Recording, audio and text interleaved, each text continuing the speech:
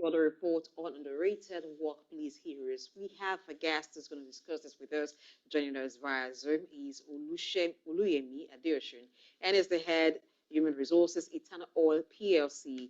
And he's an accomplished human resource executive and researcher with over 16 years of experience across high profile industries, including power, oil and gas, telecommunications, broadcasting, real estate, advertising, academia, and consulting. So, with a very, very huge profile, he's here to discuss underrated workplace heroes. Good morning. Can you hear me?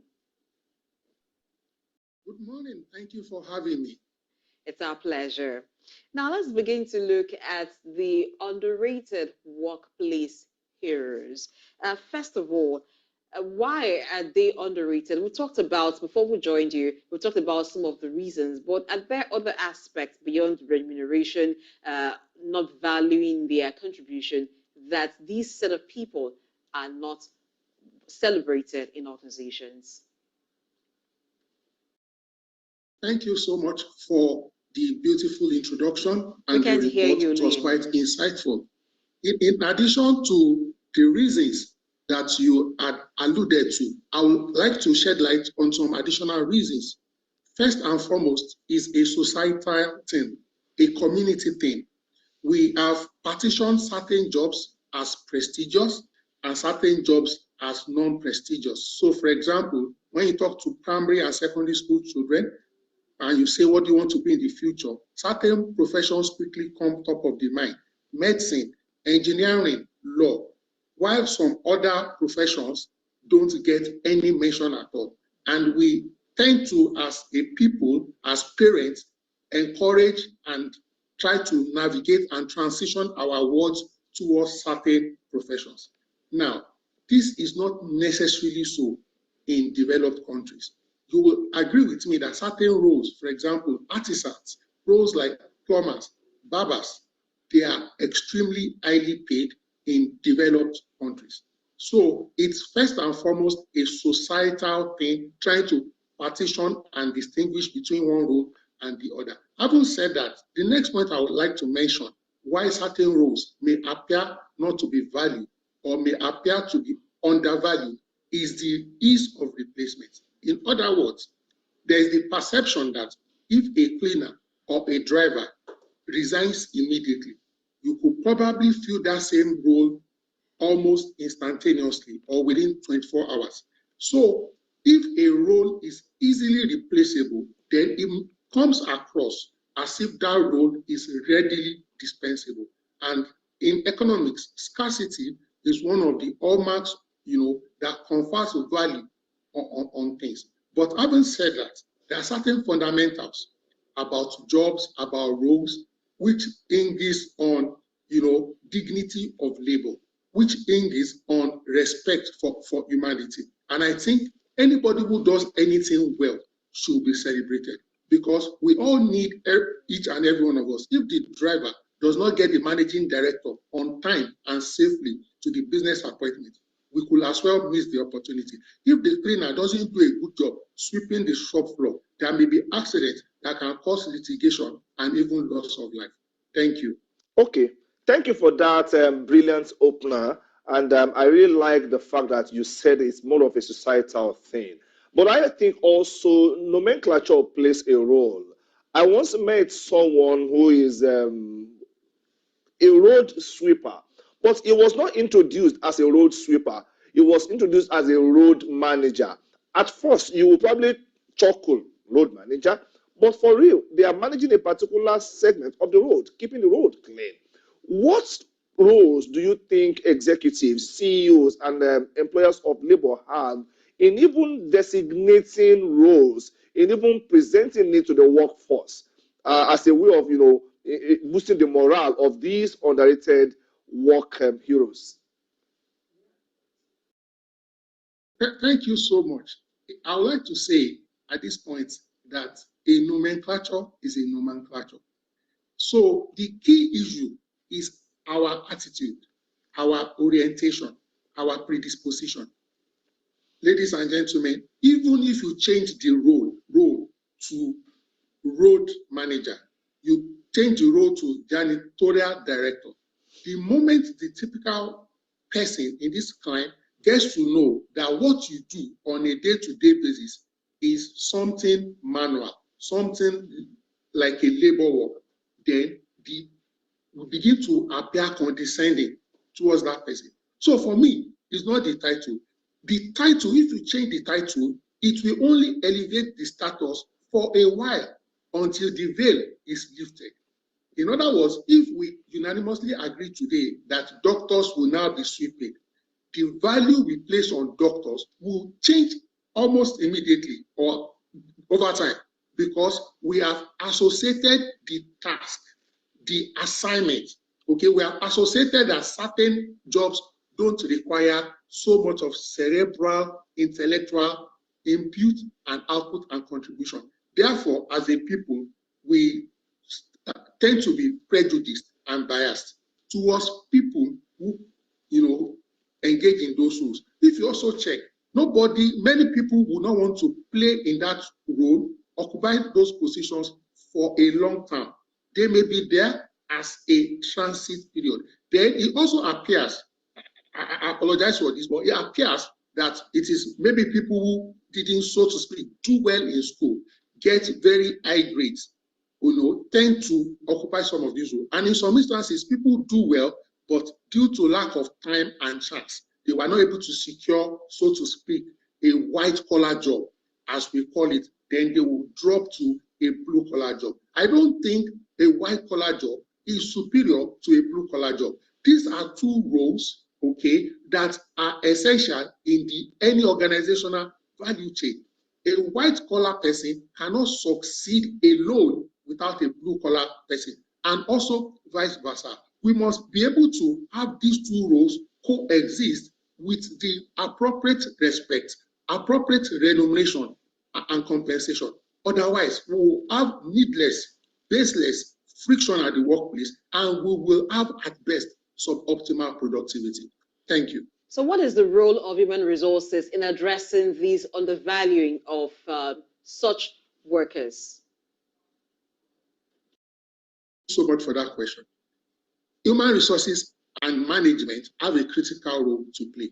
And that is one of the reasons why at the front burner of HR today is diversity and inclusion.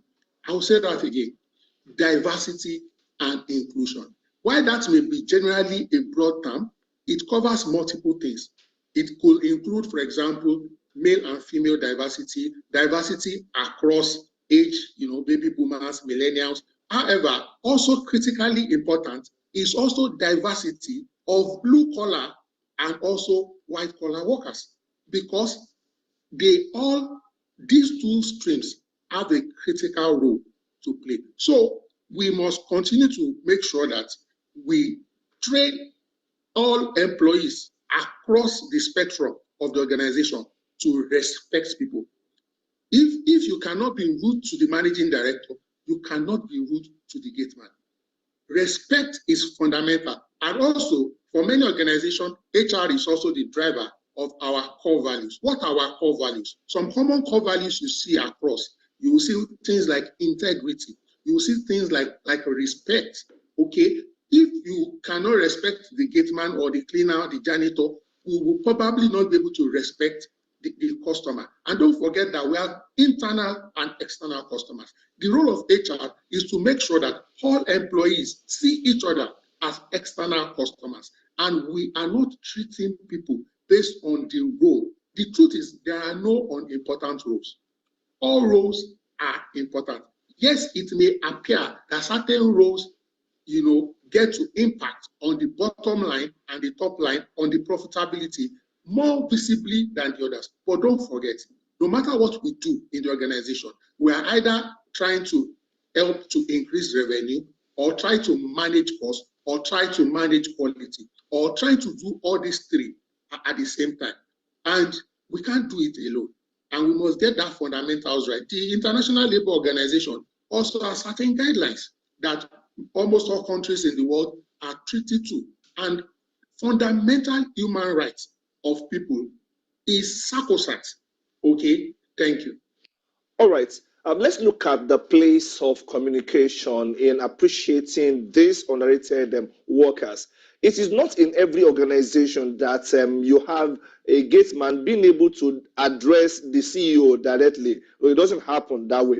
But how do we bridge that communication gap between the manager at the gate and the manager in the suite in a very large organization?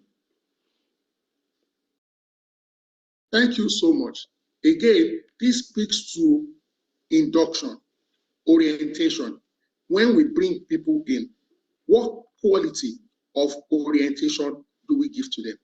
Now, people who are already in, how do we go about our continuous education, our continuous training? Because we need to always not only learn, we also need to relearn, and we also need to unlearn. Okay, I'll give you an example. There are some organizations today, maybe like once in a year, they will get all the C-suites, all the senior management people to handle a role, for example, front desk, for example, at the gate man. At least once in a year, you will handle a junior role for the entire day. That will also keep you humane and keep you humble. Okay. Now we need to also do what we call leadership by example. Depending on the organizational culture, there are some organizations, for example, they insist on a first name basis, and this is to, for lack of to reduce the hierarchical structure and the power distance. But don't also forget that we are, at least Nigerians, Africans, a lot of our culture in this part of the world also place a lot of premium on respect. And sometimes this respect will mean subservience, will mean not being able to, for example, look at your line manager or a senior person in the eye, not being able to challenge. Meanwhile, that is not the intention. Respect means everybody should be able to say what they think politely, argue with logic, with evidence, with information and data. This is not about who is older. This is not about who has a bigger grade or a bigger job title or who is earning more. So it is the job of HR to ensure that we continue to reinforce this, we continue to reward people who lead by example, and we continue to ensure that there is consequence management for people who, who do things that denigrate other employees, other people. It shouldn't have a place in any organization, and it shouldn't have a place in the society. Everybody is important. Thank you. Let's look at excessive overload. There are some roles that low-ranking workers are meant to do. Sometimes it just seems implied.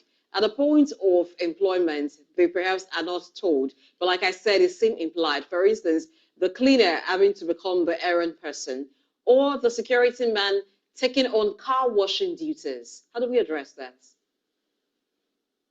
Thank you so much for that. There are 2 or 3 sides to this particular situation.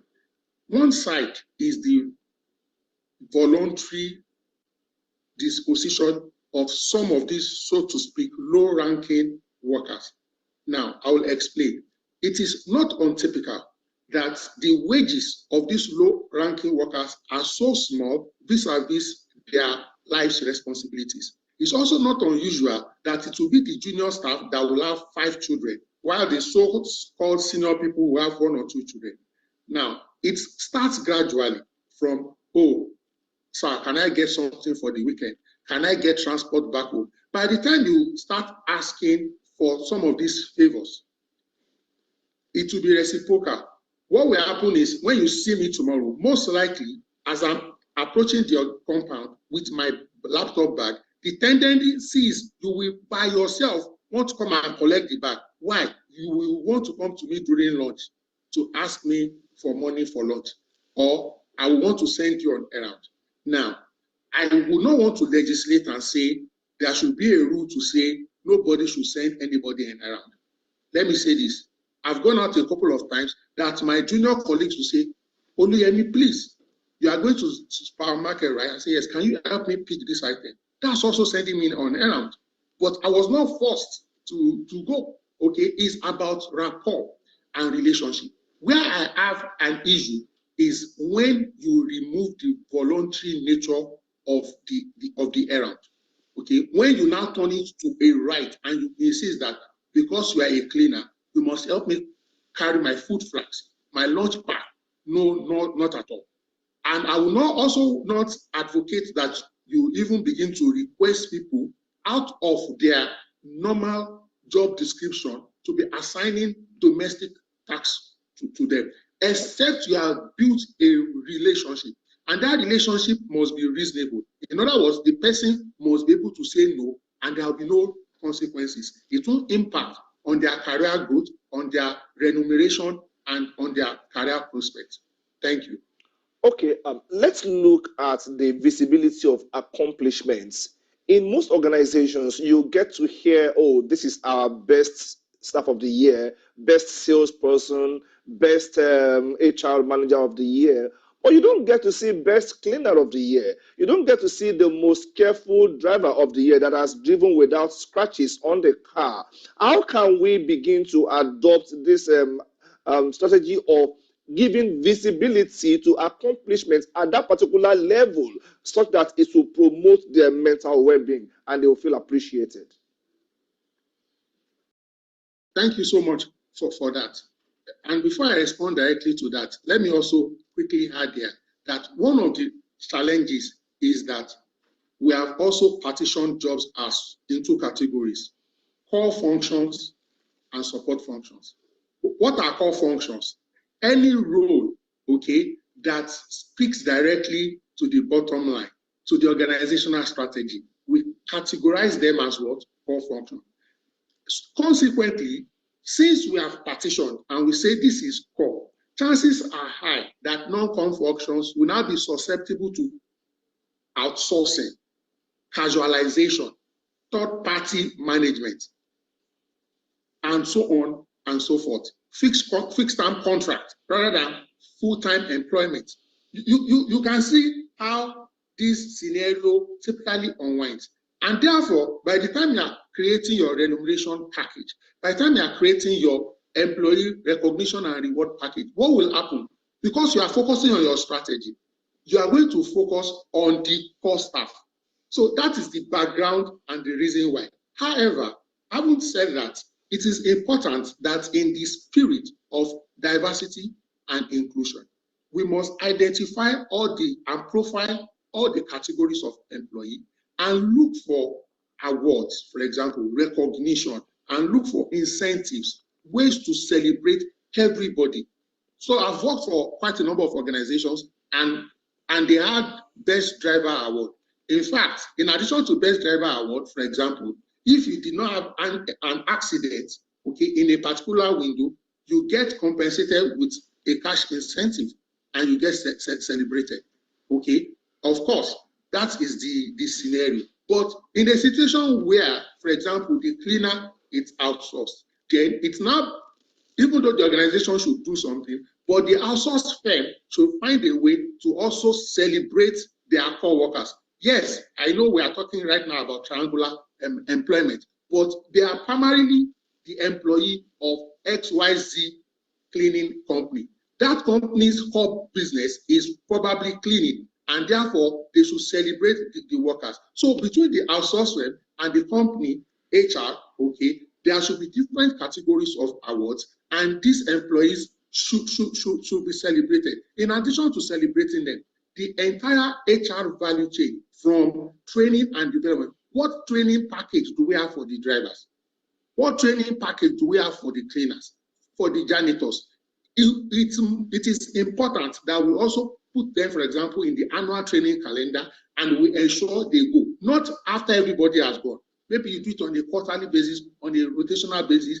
Let them know that they are important, not by just telling them. Yes, we should tell them, but by showing them how we pay them living wages, how we train them, and how we protect them in the organization, and also help them to explore and transition in their career. Fortunately, today, there are many people who started in these seemingly lower roles and they transited. Maybe they got additional qualifications, certifications, education, or while they were cleaning in their spare time, you are providing additional support for one department or the other. And then a vacancy comes up, they interview and they are outstanding and they get the job.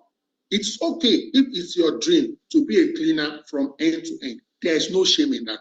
It's also okay if you start as a cleaner and you transition to some other functional department based on your skill set, based on your interest, based on your passion, and based on your ability to learn.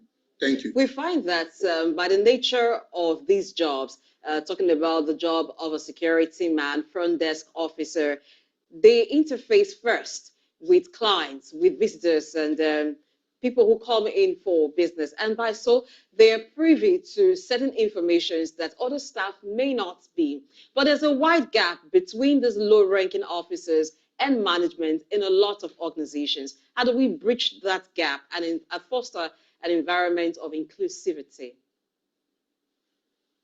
Okay, thank you for that question. So again, it's important to interrogate why there is a gap. And when we say gap, I will assume, for example, a gap in remuneration and compensation, a gap in benefits and welfare package. We need to interrogate the reason again so that we will be advised on how to resolve it.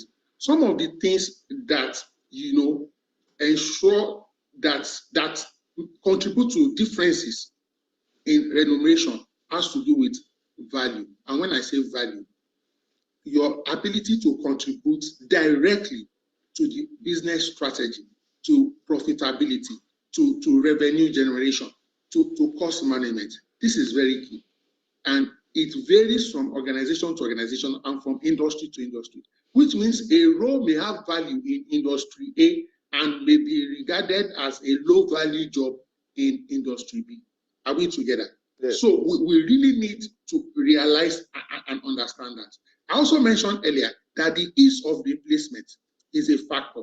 Okay, scarcity is a factor. So if you do play in a role where under 48 hours, your replacement can be secured and prepped for the role versus somebody that needs to invest 8 years, 6 years in certain professional technical undertaking is not going to be the same. So, for example, there are some of these junior people, artisans, maybe like plumbers, electricians, and so on and so forth. They are treated with complete respect. Why? Their technical skill is not easy to come by.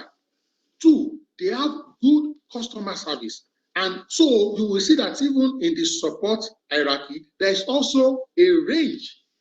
Okay, there is poor, there is good, there is extremely high. It all boils down to your level of professionalism, your level of consistency, and your level of reliability. The truth is, excellence has no hiding place. Check it over time. Most junior people who are consistent, they find a way to get upward review in their remuneration and opportunities in the organization. Having said that, the basic minimum wage must be reasonable. It doesn't matter who is occupying that role. And the window must, and I wouldn't even want to use the word minimum wage. The appropriate word is what? Living wage. Because if you look at the minimum wage in Nigeria today, it's really nothing to write home about, especially with the event of the last two months. Okay, so organizations within the ambit of sustainability, because affordability is key, sustainability is key. So you must check that is there also equity. Okay, so it's not like you are paying somebody 5 million naira and then you are paying somebody 30,000 naira. Okay, so there should be scientific ways to get appropriate measurement of the value of jobs and the remuneration. Of course, you now consider industry specific, you consider legislations and associated factors. All right. On a very last note, Mr. Adeosun, we have quite a lot to talk about. Now, the evolution of the workplace has something to do with the evolution of the HR practice. How do you think the HR practice should evolve to take care of this that we have talked about today? As briefly as you can, please. Okay. Thank you so much. Again, it's important that all the global best practices are distilled, and as soon as practicable, we should make sure that we improve our labor laws in Nigeria. That's the starting point, and that's the fundamental point. Because if you want to maybe go to court to claim a redress, there must be enabling enactment of appropriate laws to back it up. The Nigerian labor law is long overdue, for upgrade, for review. A lot of things that happen in the world of work today are not adequately captured or considered in the labor law. That's the first one. Secondly, training must continue for people at leadership, even at board levels. Okay, when banks, for example, are looking to fund businesses, in addition to return on investment, in addition to collateral, things like how do you treat your employees, things like around sustainability must become a parameter. So we are not looking only at financial sustainability, we are also looking at reports about people. Okay, I think if we do some of these things with continuous training, enlightenment, knowledge sharing, and much more importantly, execution and implementation, HR must bridge the gap between what we know and what we are doing. Thank you so much. Thank you very much, Oluyemi Adeosun, for your time with us on a discussion on underrated workplace heroes.